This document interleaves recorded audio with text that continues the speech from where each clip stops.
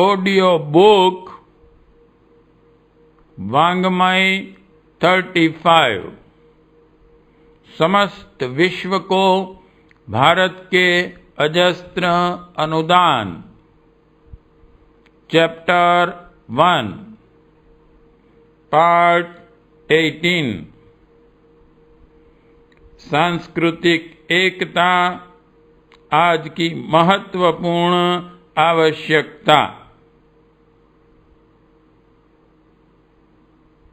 पिछले 1000 वर्षों की तुलना में भौतिक प्रगति की दृष्टि से 20वीं सदी को सबसे आगे माना जा सकता है।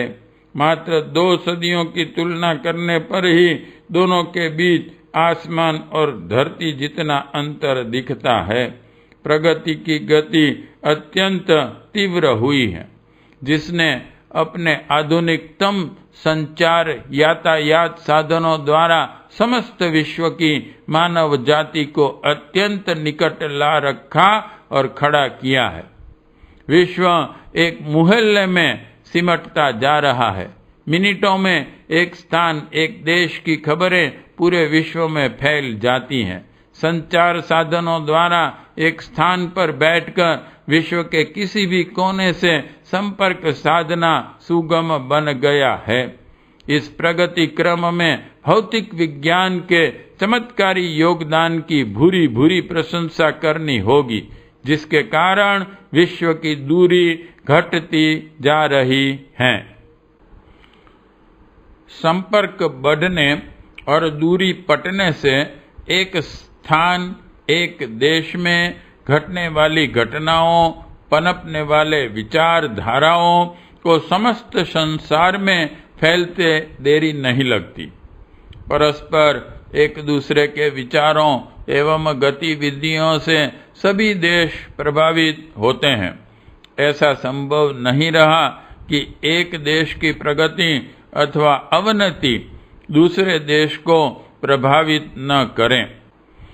सुविकसित यातायात और संचार साधनों के कारण देशों के बीच भौगोलिक दूरी तो घटी है, पर भौतिकवादी एकांगी दृष्टिकोण के कारण मनुष्य के बीच एक राष्ट्र के दूसरे के प्रति स्नेह सौजन्य से युक्त व्यवहार में कटुता आई है।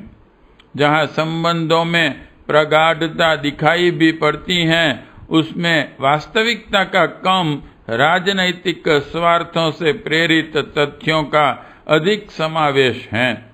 स्वार्थों के आधार टूटते ही संबंधों के छिन्न भिन्न होते देरी नहीं लगती, और 2 देश जो कभी मित्र के रूप में एक दूसरे के प्रति व्यवहार कर रहे थे, शत्रु के रूप में दिखाई पड़ने लगते हैं।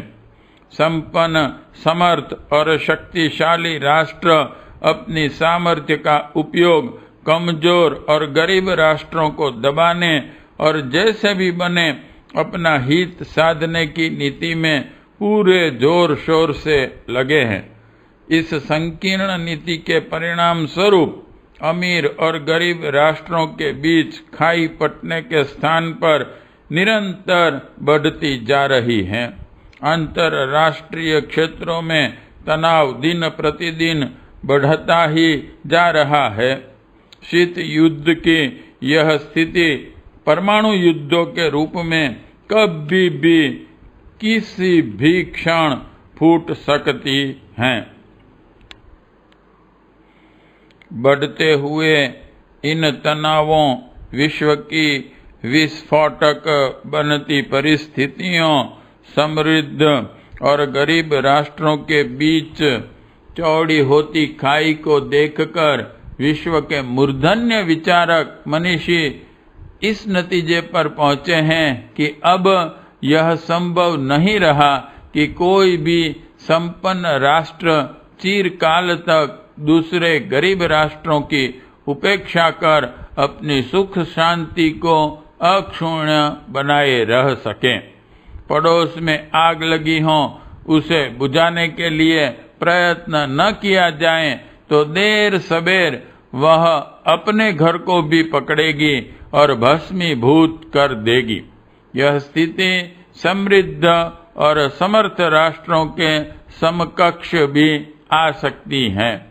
अस्तु विचारकों का मत है कि अब विकास के लिए जो भी योजना बनाई जाए, समस्त विश्व को ध्यान में रखकर जो भी सोचा जाए विश्व के परिप्रेक्ष्य में, तभी विश्व में सुख शांति की स्थिति बनी रह सकती है। यह विचारधारा संसार के विभिन्न क्षेत्रों के विशेषज्ञों एवं विचारकों के मस्तिष्क में हिलोरे ले रही है। युगांतरीय चेतना ने विश्व बंधुत्व के जिस नारे का तू मूल नाद वर्षों पूर्व किया था, वह अनेकों व्यक्तियों एवं संस्थाओं के माध्यम से अब एक साथ एक समय प्रतिध्वनित हो रहा।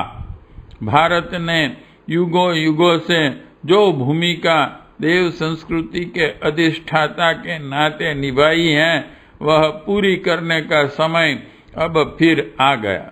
राजनैतिक दृष्टि से नहीं, सांस्कृतिक दृष्टि से ही यह अध्यात्म मान्यताओं का अवलंबन लेकर ही संभव होगा। इसे एक मत से स्वीकारा जाना चाहिए। पार्ट 18 समाप्त।